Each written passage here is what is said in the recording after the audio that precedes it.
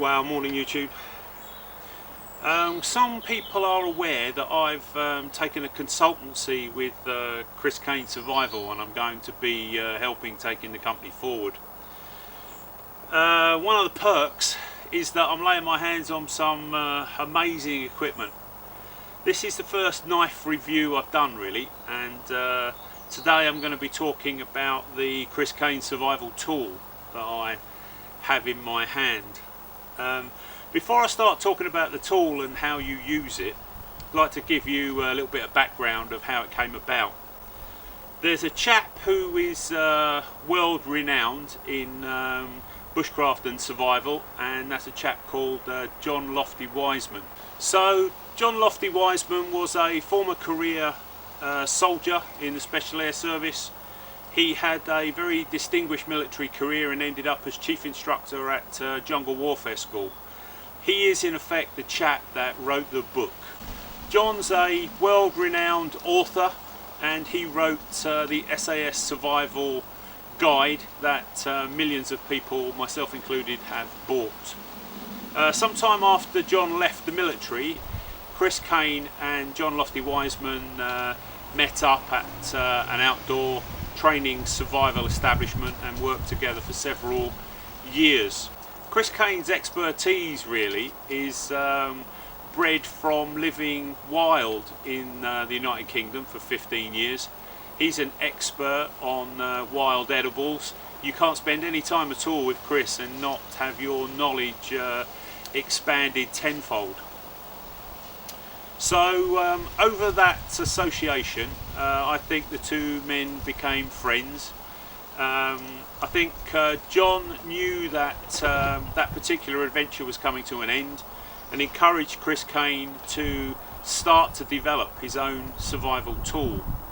So the two men came up with some provisional drawings. Caine went away and developed the concept and the ideas, had prototypes made that were used in the Canadian wilderness, throughout British woodland, South Africa, Borneo, and even the deserts of America. After that 3-year period of development, the Caine Survival tool went into production. Today the tool's made by a company called Staniforth in Sheffield. Now they are master knife makers with over 100 years experience. I've been to the factory myself. The Caine Survival tools are made completely by hand, from cutting the steel to the final polish of the blade. They are made by highly skilled master knife makers. So today what I'm going to do is I'm going to show you how to use a Caine Survival tool. Stay with me. Okay, so the crux and the concept of the Caine Survival tool is one knife to take into the wilderness that will never let you down, that you can do everything with. When you pick the knife up, as soon as you've got it in your hand, you must realise that it's a parang of types. The blade is over 13 inches long. This is the new Caine Survival tool that's going to be on sale for 2014, and I've got my hands on it a little bit earlier. But the knife comes in this beautiful leather sheath. There's probably more leather in this sheath that's on the sole of my favourite brogues. It is a beautiful thing. The smell of it is just incredible. It's got these 3 heavy duty poppers on it, so when you open the sheath, your hand is as far away from the cutting edge of the blade as possible. As you take the blade out, you get to see the 13-inch blade on this particular survival tool. Talk about the sheath a bit more detail. The sheath has got this dangler effect, so when you wear it on your belt, if you were to kneel down like I am now, there's no way that the hilt of the tool can dig into your ribs.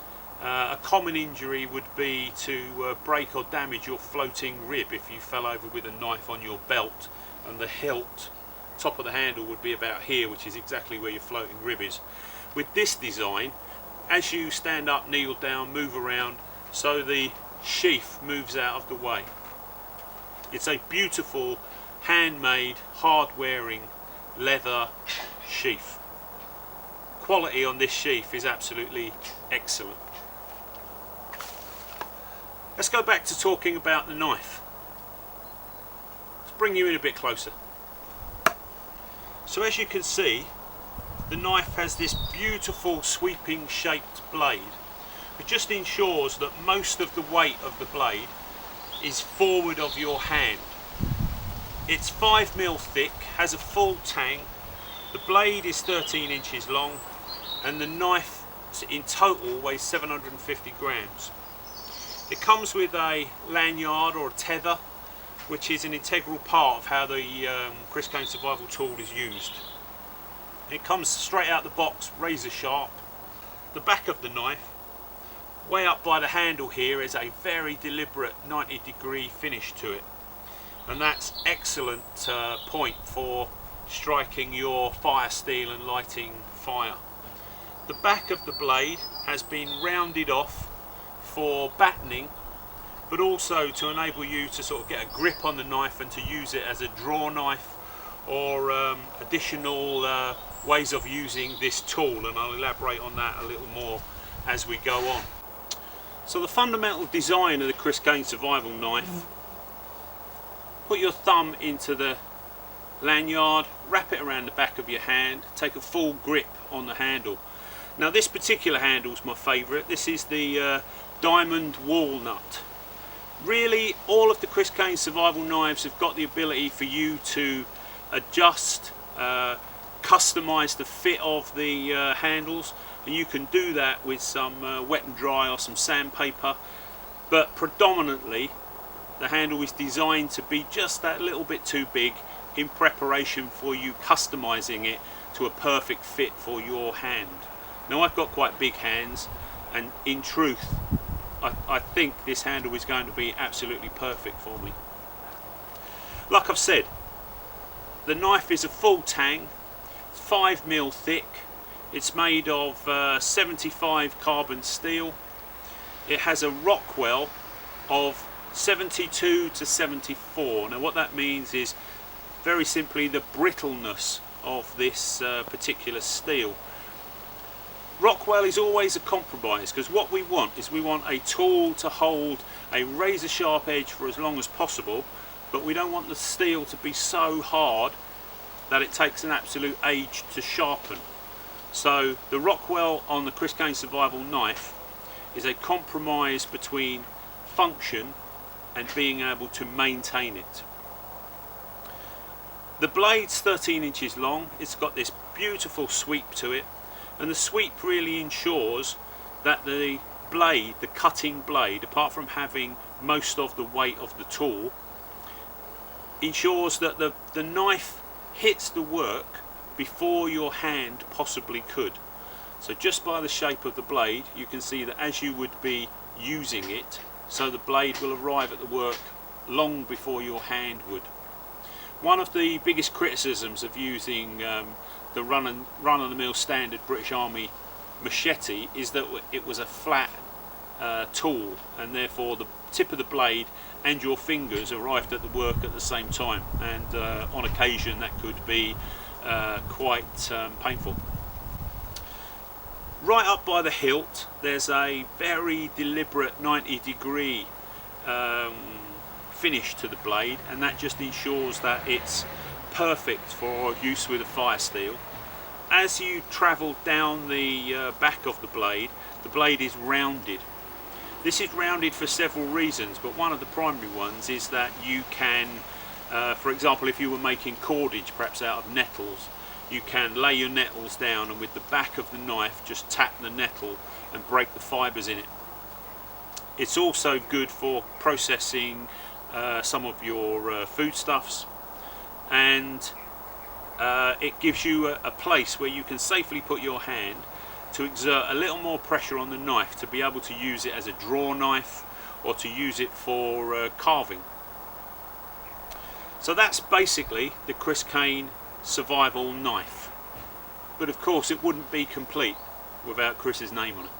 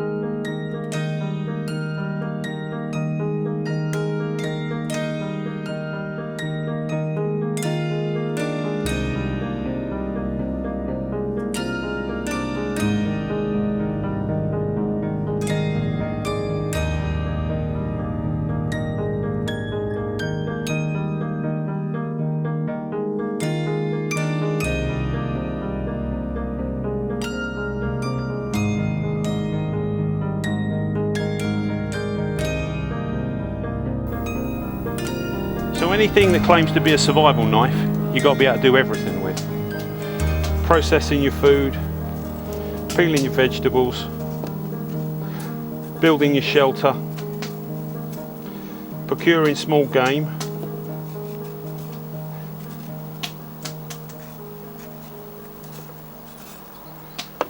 getting yourself fed, everything. I'm choking up on the hilt of this blade. It's really sharp just around here. You can get a really good, nice, close grip on it.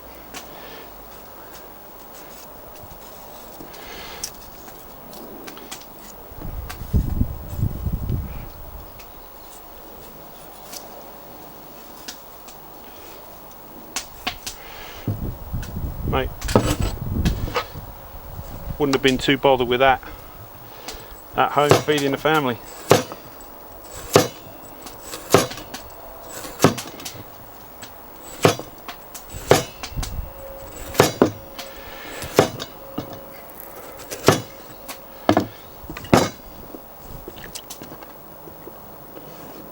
Let's get that on the fire. Son of a greengrocer, give me a hearty stock stew any day of the week. I'll be happy as Larry. Mate, there isn't food better on God's earth than a nice warm bowl of winter stew.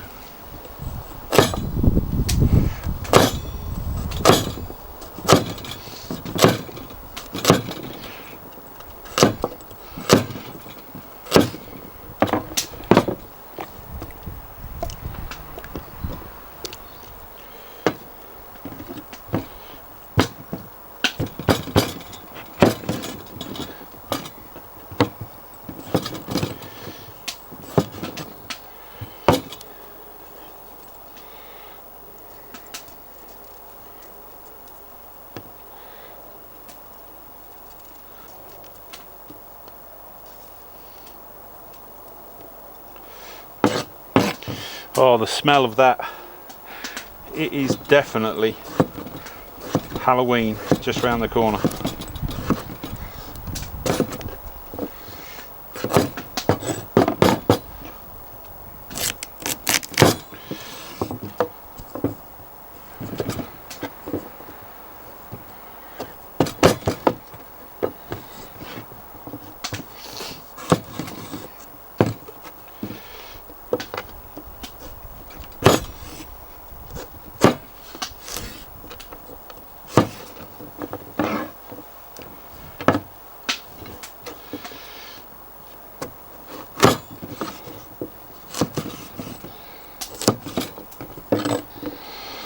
So far, one knife has given us our firewood, has given us our spark, it's processed our vegetables. Let's see what else we can do with it. Okay, so I'm just sterilising and cleaning my knife before I carry on my cooking. All those people with a nervous disposition, next part of the meal's coming up. You may want to look away. Hygiene in the field is imperative. If you get sick, normally you stay sick. Okay, so try and give you a good look at this. As I've said, the way we use the Caine survival tool is we put our thumb in the lanyard, wrap it around the back of your hand, full grip on the blade so it's under control at all times. Now what we're going to do is going to use this blade to process small game. We're going to take meat off the bone, we're going to skin an animal, we're going to process our protein. The way that you use this knife in this instance is like this. Open the lanyard loop, put your arm through it, put the lanyard right up just beyond your elbow. Now what you're going to do very carefully is take the back of the knife. Okay, so now we've got the weight of the blade being supported by our upper arm and not by our hands.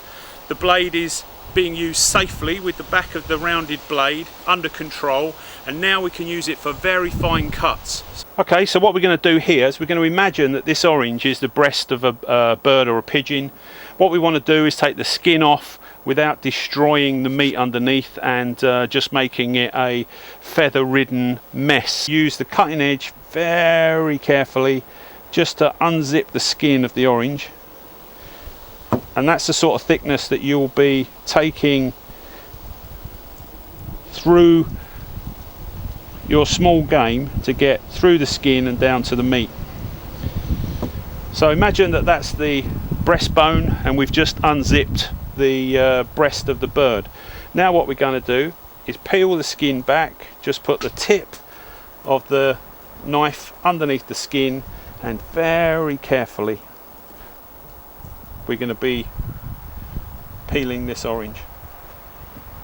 Just using the tip of the blade. Once you've got a decent incision, you can lift it with your fingers just like you would.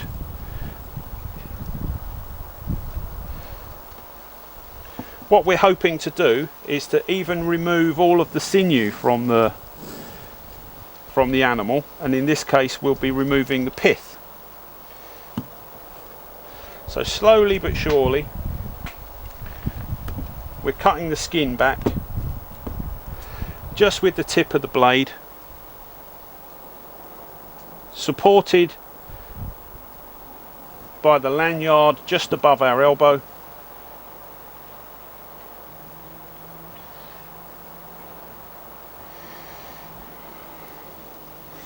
Just using the tip of the blade like you would a scalpel or a skinning knife. Now even if I let go of the blade, so I'll rest the tip on the table, as you can see it's completely supported. So I've taken off what would be one side of the breast of the pigeon, and that's pretty clean. There's not a lot of meat that's left there. The fruit of the orange, we've still got a bit of pith, which would be potentially sinew. But if you want to learn how to skin small game, start here. If you can take the skin off of an orange and leave just the good fruit and remove most of the pith, you are probably somewhere near being ready to try it for real. Just like we did before, we're just peeling the skin back, getting the tip of the blade between the skin and what would be the meat, just gently easing it back, just like you will with the real thing.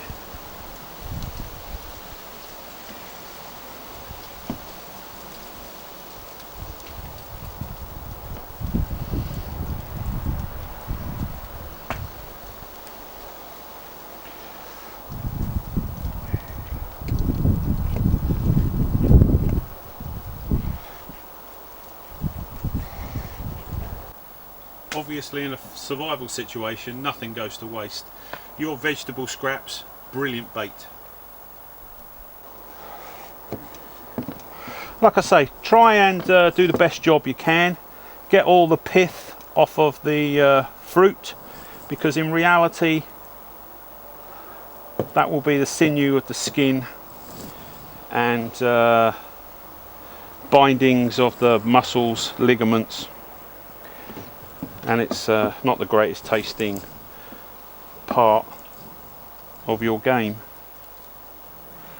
So you can see the very delicate cuts I'm able to do by suspending the Caine survival knife just above my elbow. Like I say, rest it on the table, you can even let it go, manipulate your food and then go back. So now, having done that orange, I don't think that's too bad considering I haven't done it in a while. I may just practice again on the other half before I get my pigeon out, process it, put it with the rest of my lunch. The practicing on an orange trick is a good one. So I've revised my skills, I've given myself a remind and revise. Now I'm about to breast out my pigeon that's going to go with the rest of my lunch. If you're a little bit squeamish, then perhaps you should look away now. But the breast meat off of a wood pigeon is going to be my protein that's going to go with this meal, and I'm going to skin it out with the Caine survival knife. Okay, so first I'm just going to pull out the feathers and expose the breast just with my bare hands. Then I'm going to do exactly as I did with the orange, with the Chris Caine survival knife. Got a little bit of warm water here just to wash my hands, and a cloth. Just like I did before then, I've opened the lanyard loop, put it around my arm, and I'll travel it up just above my elbow, and I'll hold the knife between my forefingers and thumb, and that's how I'm going to skin out the pigeon. So just like we did before with the orange, we're going through the skin with the tip of the blade, just trimming the skin back. Very delicate little cuts just to expose the meat.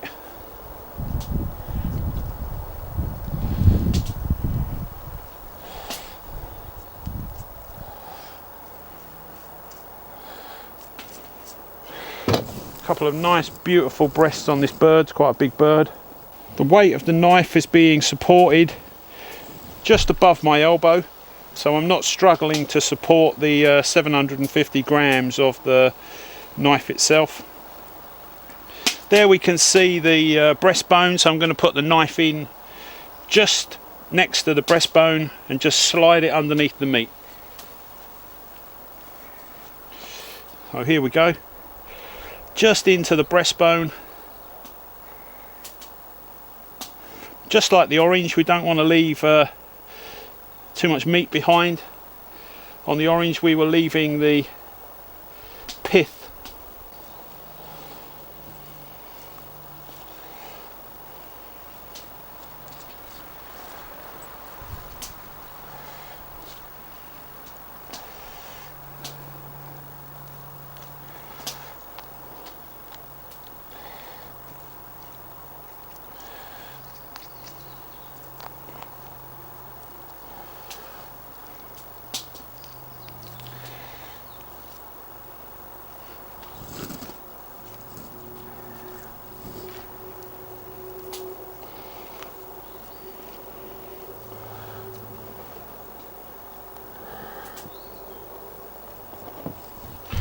So there's one of our pigeon breasts.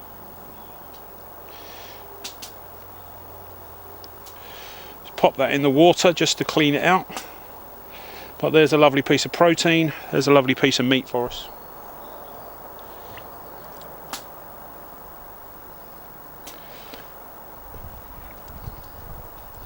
I think what I'm going to do is just try and get a little bit more of this meat off. Nothing worse than taking an animal's life and not really doing it justice.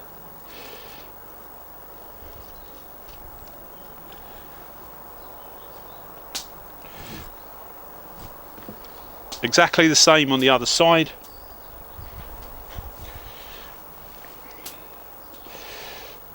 Just through the skin, right up close to the breastbone. And then we'll just dance underneath the skin with the tip of the knife.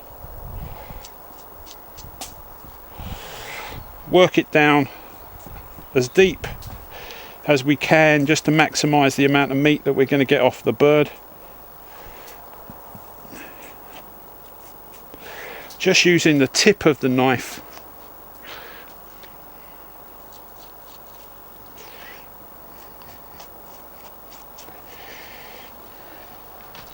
And we'll go back to trace just as close to the breastbone as we can get.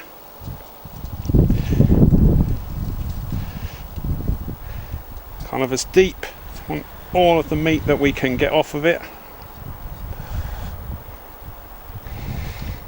Kind of down to the rib cage. Just with the tip of the knife, we're taking as much of the meat as we can.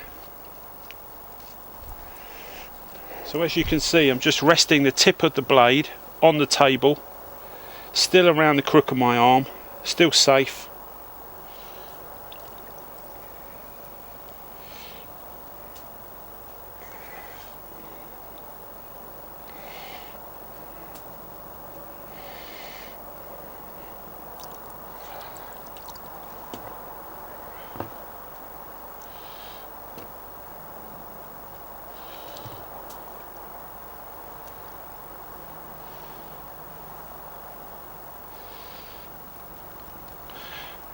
So there's our meat to go with the rest of our meal.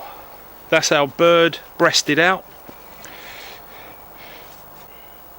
So that's how we use the Caine survival knife to process small game. I'm going to get these breasts on the fire with the rest of the meal, have a tidy up, and I'll be back soon.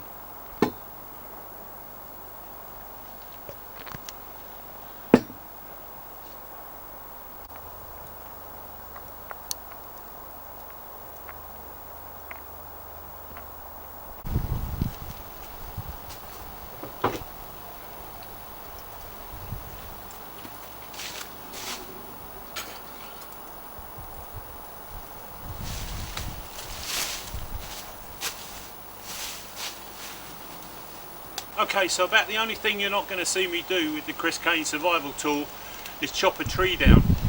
But it does say on the box that it's razor sharp, and that's one of the first things you could do with it if you wanted to.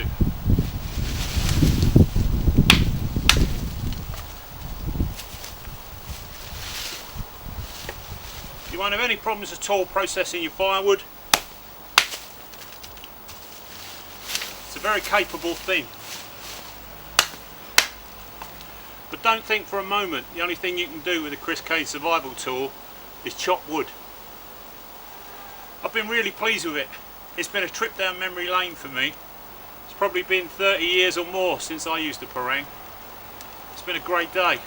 This is a great tool. If you were alone in the wilderness and you could only take one thing with you, after the day I've had, this would be at the top of my list. I've had a ball. Hope you've enjoyed it.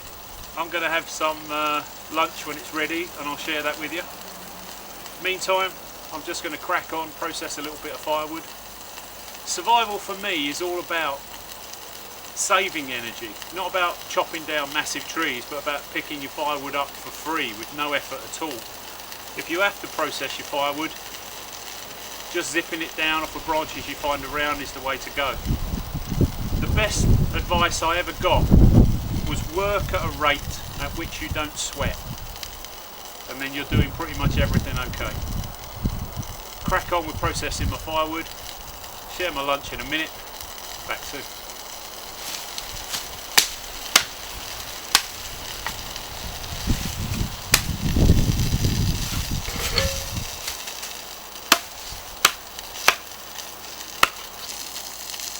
Last little bit of advice I'll give you. If at any time you're not using your tool, keep your fingers well away from the cutting edge, put it back in the sheath and secure it down. Last thing you want to do, put it down somewhere, forget about it, it gets dark, then it's misplaced, next thing you know you've lost it.